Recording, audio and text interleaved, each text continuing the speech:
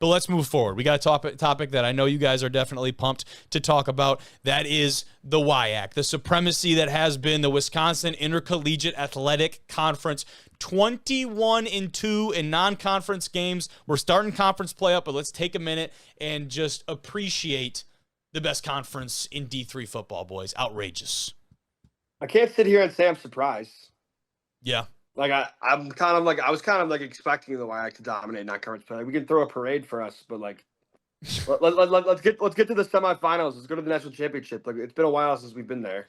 So, sure. like, you know what I mean? That's fair. And that is the biggest knock, right? Is that a lot of these teams have not fared very well in the playoffs. Well, and I know you guys are certainly going to have your takes about that. How what long do you want needs me to change? go with this? How long do you want me to go with this? What's my cap here? I'll just go. Okay, here. Let me just say this. Two of the most important things that I think leads to championship success in the playoffs is talent and health. And if you were creating a super team in the CCIW or the Ohio League, at every position, you would probably just get North Central and you would just get Mount Union again. Am I correct? I'm correct. But if you made a super team of the WIAC, you would have a different quarterback. You'd have 3 different receivers. You'd have a different offensive lineman at every single position.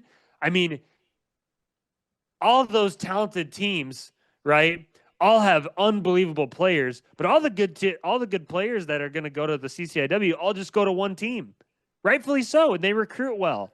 Like, and same with Mount Union, they win. It's like, why would you want to go to another team if you could just go to the team that wins all the time? And if you're the best player in Wisconsin, right, and you tell me, oh, I'm going to go to Whitewater, I'm going to go to La Crosse, Stout, obviously River Falls, of course, like, I'd believe you. I'd be like, that makes sense. They're a really good team.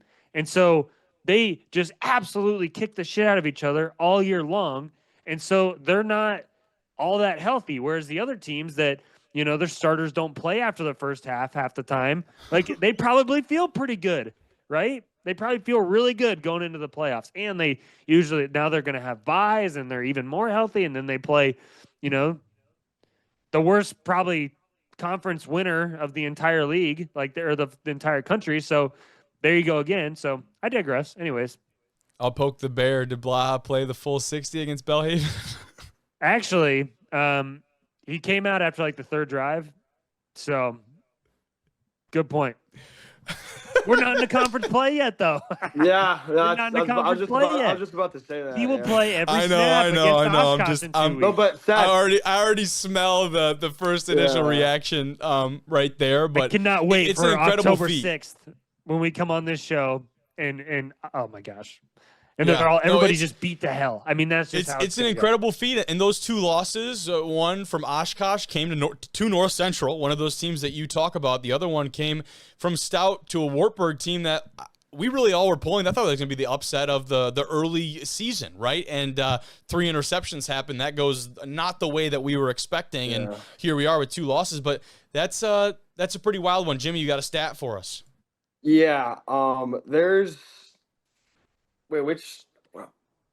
I pulled that stat. I'll just go ahead and read it. Yeah, that's not me. I was going to say. I figured Jimmy was the stat guy. I thought that was his. He loves Logan. No, shout out Logan. We love Logan on this show. I was like, wait.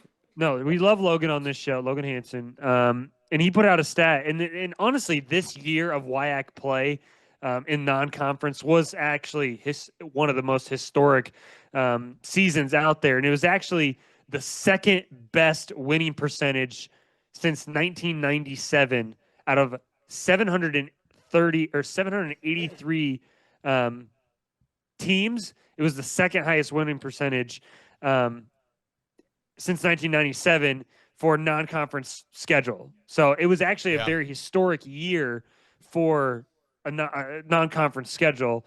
But yeah, I mean, it's just doesn't surprise me much.